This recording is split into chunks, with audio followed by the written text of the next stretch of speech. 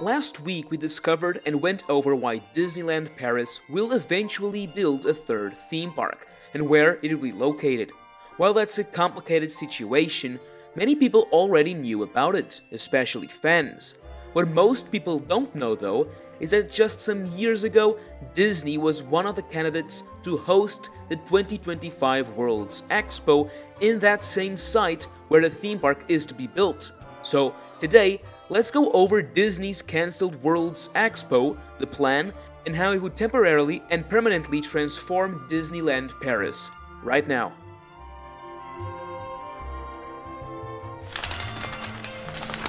Oh boy!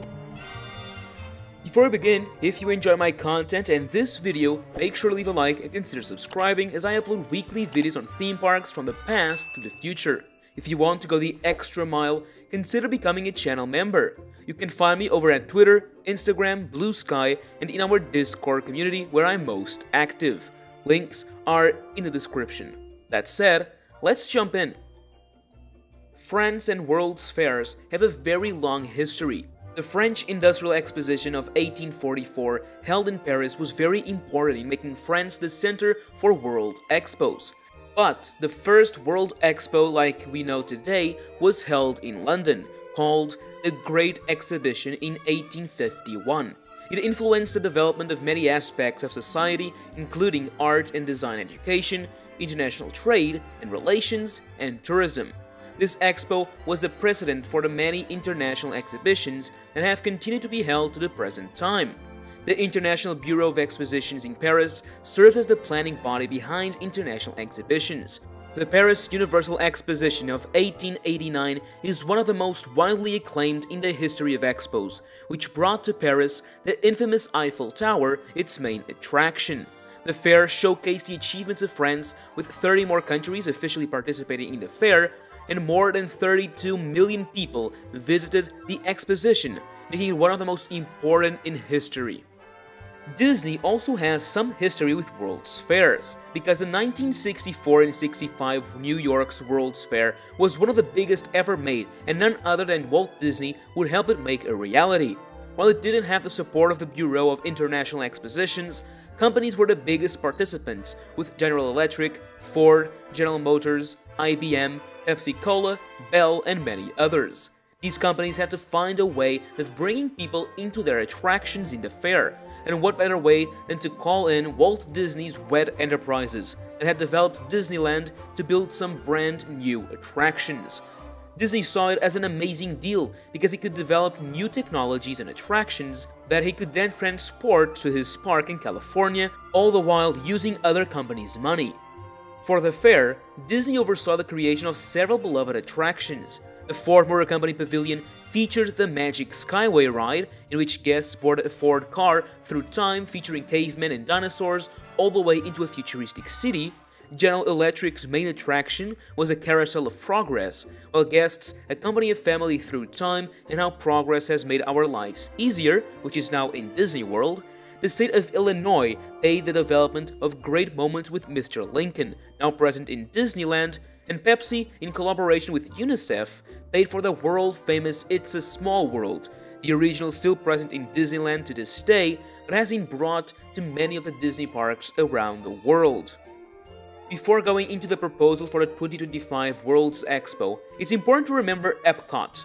The second Disney World theme park is, in itself, a kind of permanent World's Fair with a World Showcase and all the country pavilions around the lake. So, as you can see, Disney and World Expos have a lot of history together, which makes the proposal all the more interesting.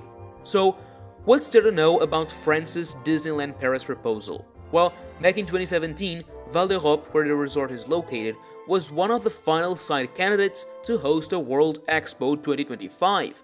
Plenty of artwork was created to showcase how the site would be transformed if it were chosen. But the most impressive one is, in my opinion, this here. The location of the expo would be the land reserved for the third park, which is just under 130 hectares of land, making it a very big site.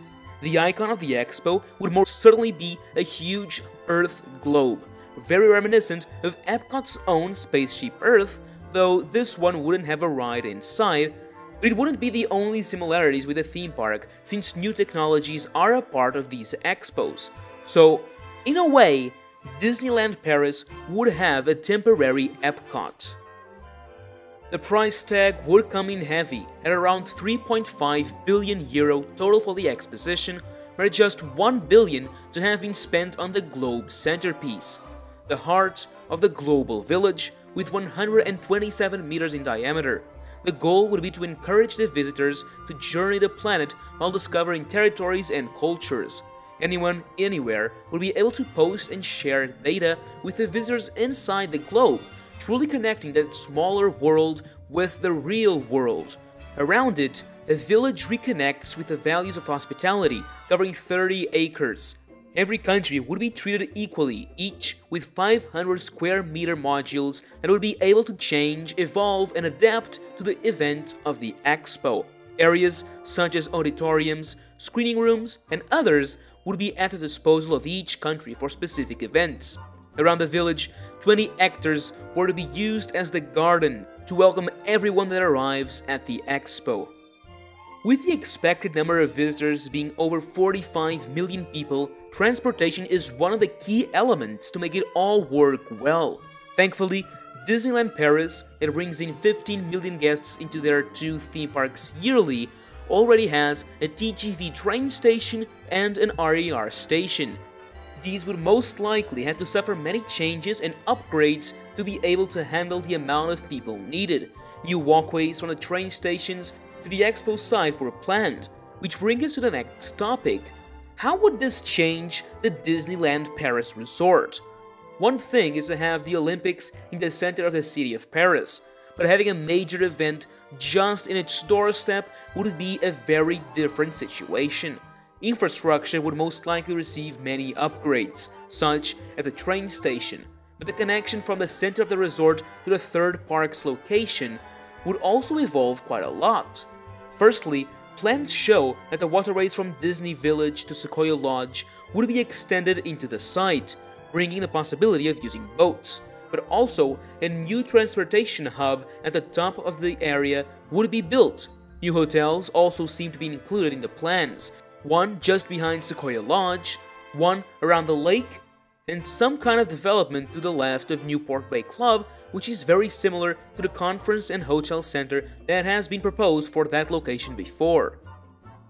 The Expo, like all the World Expos, is temporary, so after 2025, it would have been dismantled. This is why, when planning it all, it's important to think about what comes after the event and leave behind something to work with, so that all the infrastructure built isn't forgotten and unused. This would also happen here. As we explored, the third park will eventually have to be built.